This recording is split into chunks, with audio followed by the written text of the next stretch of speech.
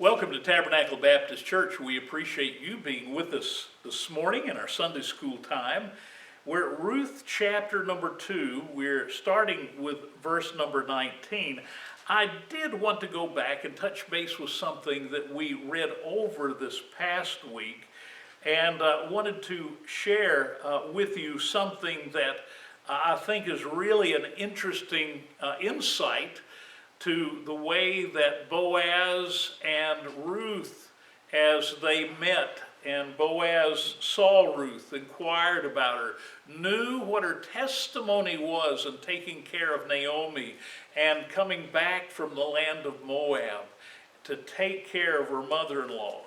And it says, and I want you to see this as verse number 11, and Boaz answered and said unto her, It hath fully been shown me all that thou hast done unto thy mother-in-law since the death of thine husband, and how thou hast left thy father and thy mother and the land of thy nativity, and art come unto a people which thou knewest not heretofore.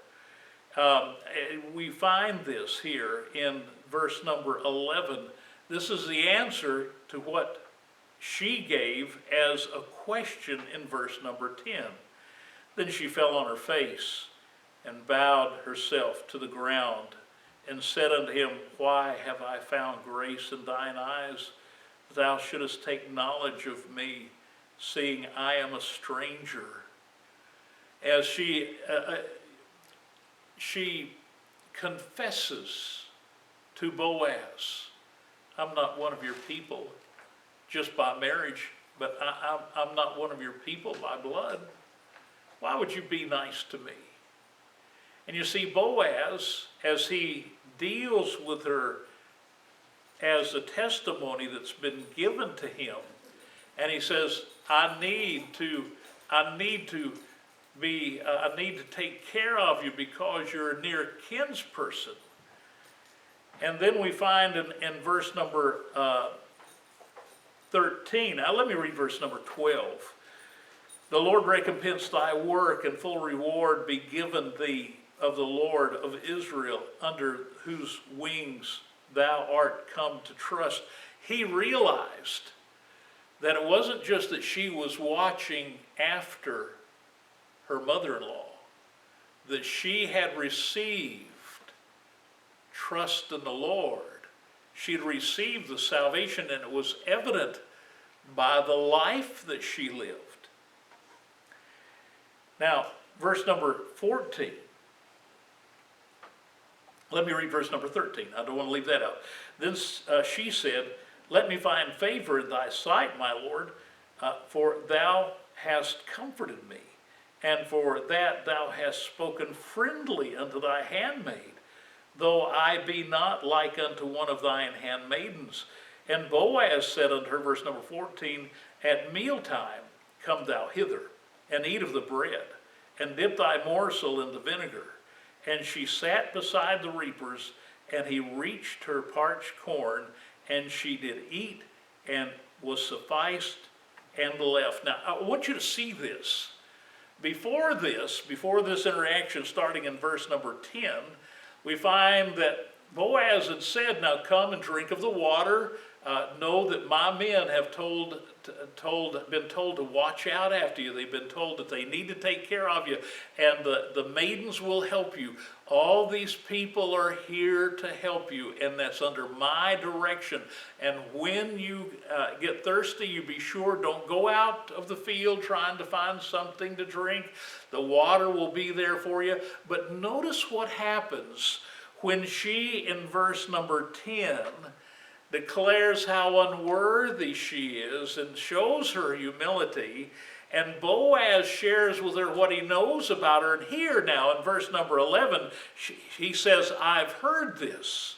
Verse number 12, he says, I've seen this. He had heard she had taken care of Naomi. He hears that she is trusted in the Lord. You know, the attitude that we have in this life can be a strong testimony of what God has done for us. All Boaz had to know was what she had done and who she was and the humility that she had. Even indeed, he says, I'm a stranger. So Boaz was understanding, she knew how that she was different. She wasn't coming in pride. She wasn't saying, I deserve this. You have to give this to me. No, no. Her humility was there. And you notice where that led as he goes to talking about what the Lord will recompense because of the trust that she has placed in him. And in verse number 13, the thanks that she has. Let me find favor in thy sight, my Lord, for that thou hast comforted me. And notice where that leads in verse number 14. I said you can come get some water, but here a whole new layer of her spiritual understanding and her spiritual humility and her thankfulness. She wasn't coming in like Naomi. Remember, Naomi said, don't call me Naomi. Don't say that I'm blessed. You call me, I'm not coming in full, I'm coming in empty. You call me Mara. Don't call me. I mean, there was almost a bitterness there. And even with Ruth in tow, as she was coming back into Bethlehem, there was a bitterness there. But Ruth didn't allow Naomi's bitterness to affect her. And as she's dealing with Boaz here, he says, you've comforted me, you've helped me, you've encouraged me. And I think this opens up what Boaz does in verse number 14. At mealtime come thou hither, and eat of the bread, and dip thy morsel in the vinegar. He said, you come to the table at dinner time. When we eat, you eat here. We find here that, notice that what Boaz had done in the past was a way of protection and of refreshment. But here, after she has proclaimed how she thanks him for what he has done, and she questions, why would you be so nice to me? You know I'm not Jewish. I'm from Moab. Why would you be nice to me? And he proclaims this, and she responds in thankfulness. And he responds in taking care of her by saying, look, I know you said you could get some water, but you just come up to the table, and you sit at the table with everyone that comes to the field, those that are my workers, those that are my people. I want you to partake. You know what thankfulness does in our relationship to the Lord? It opens up new areas of blessing. It opens up new areas of fellowship. After this time that he had in this short conversation, Boaz says, I want to know her better. And her thankfulness and her humility opened up the door for Boaz to say, don't go out in the field right now. We're about ready to have lunch. You come up to the table. I'd like to hear more about you. Now I can imagine that Boaz wasn't doing all the talking to her, that Boaz would allow the maidens to talk to her and see how she responds to the maidens. And how that the young men may talk to her and how she would respond to the young men. And he says, I want to know more about this. I want to have some more fellowship. And listen, a thankful heart to what all that's God's done. This is Thanksgiving week. A thankful heart for all that God has done will open up the door so that you can have more to be thankful for. Her thankfulness, her humility, in just a few verses gave her more to be thankful for, because now she was sitting at Boaz's table. Now she was sitting among those that were his close workers. Remember, he came to the field to tell everyone, God bless you. God watch over you. And they would respond back to him. And I can imagine that Ruth, when she heard this, she probably said, I feel like I'm in a safe place. Everybody is thanking God and praising the Lord and asking God's blessing on other people. I feel like I'm in a place, even though I'm a stranger here, I feel comfortable with this. And when we have that thanksgiving going on in our hearts, strangers can come in. You know, those that don't know the Lord as Savior, they can sit down and they can feel comfortable here.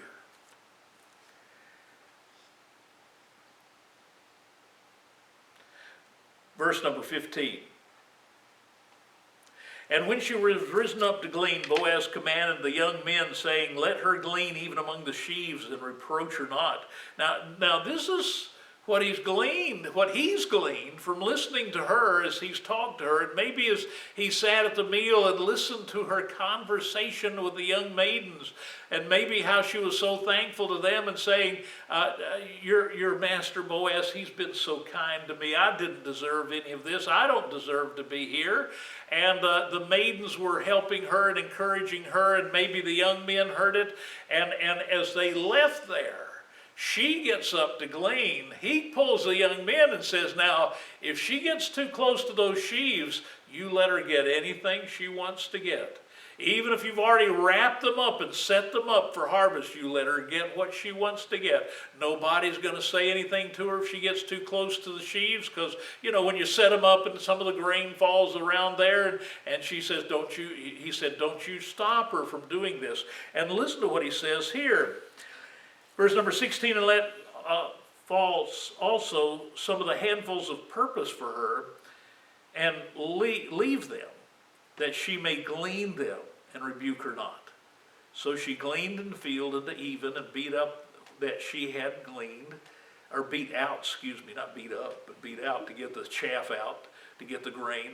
And she had gleaned, and it was about an ephah of barley. Verse number 18, she took it up and went into the city, and her mother-in-law saw what she had gleaned, and she brought forth and gave to her that she had reserved after she was sufficed.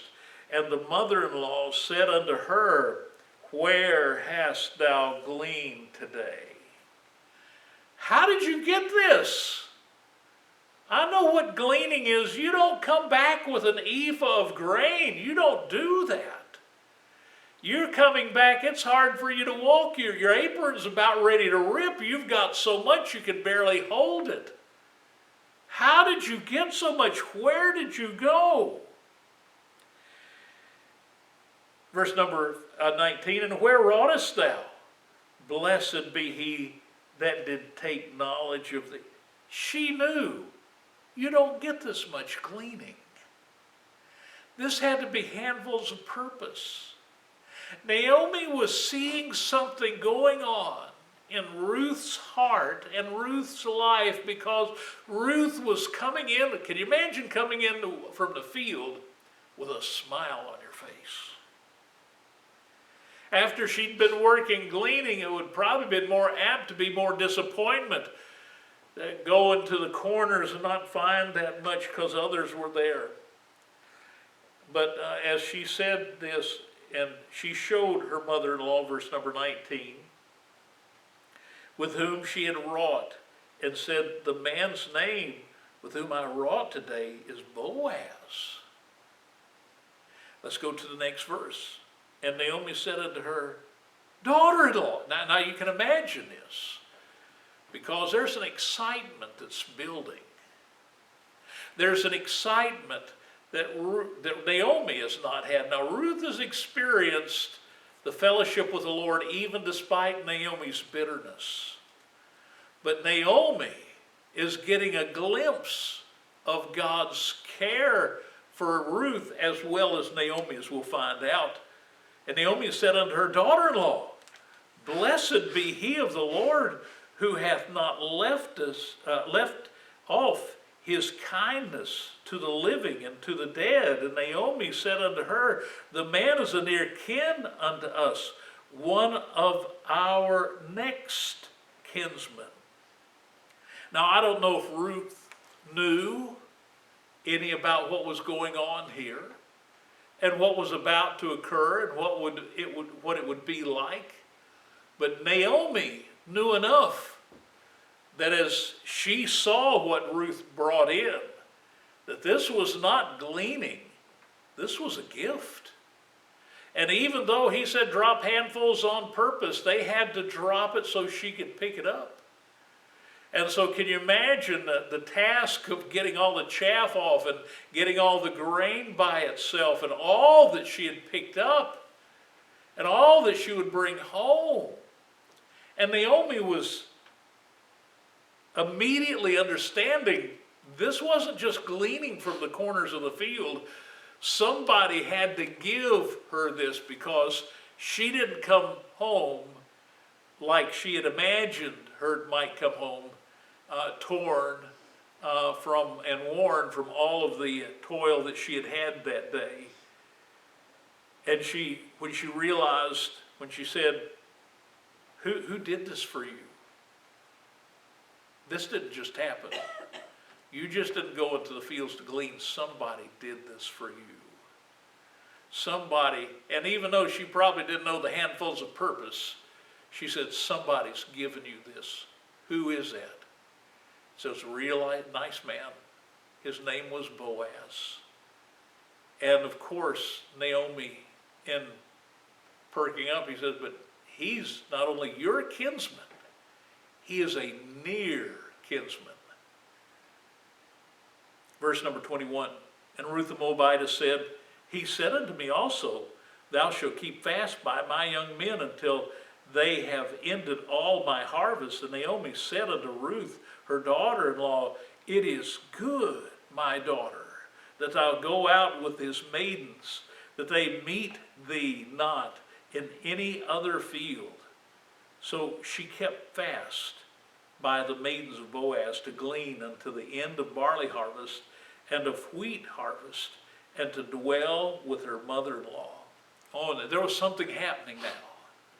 Something moving. Now, it's interesting that we see that Ruth is being drawn into the field of Boaz. Naomi says, don't dare go anywhere else. Now, I can see Ruth say, I don't really want to go anywhere else, Mama, as she might call her Mama. But her telling her mother-in-law, I don't want to go anywhere else. I want to stay in this field. I've not seen this type of kindness. You know, some of the Jews would look at the Moabites and they would be upset. They would be mad. They would be hateful to these people because they weren't Jewish. And to walk into a field where not only the man in charge is nice to her, but he commands that everyone watch over her. Now, she's a kinsman because she's married into the family. And she needs to have that care taken for her, watch out after her. And notice that she stayed with Boaz's maidens not only through the barley harvest, but all through the wheat harvest. Can you imagine what it was like every day coming home and every day having almost more than she could bring into the house, enough to put aside in storage? Her needs met, and even the desires. There was what she had, and every day she was faithful to go to the field. Now, you know, I can imagine, even though it's not mentioned here, I imagine there was somebody else who was faithful to go to that field every day too. Don't you think Boaz stopped by just to check to see how Ruth was doing?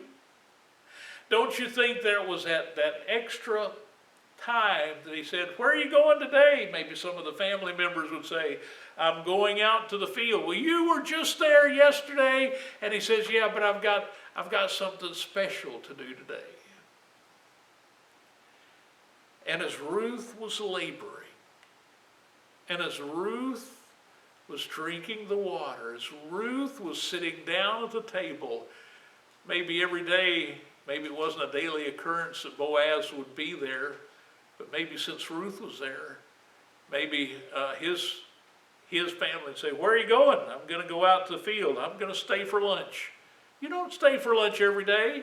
Yeah, but I've got something to stay for today. I think there was an acknowledgement through all this time that God was working. And maybe Ruth did not understand even still now, because all she was doing was just taking care of Naomi and serving the Lord. And we mentioned this about Abraham's servant, who in finding a bride for Isaac was telling that bride's family, told Rebekah's family, I, being in the way, the Lord led me. Could you see Ruth saying, I, being in the way, the Lord blessed me? And when I humbled myself, and when I was thankful for what I had and how that I'd been given what I was given, there were more blessings, as we see, even as we're dealing with this beautiful picture of redemption by the kinsman redeemer.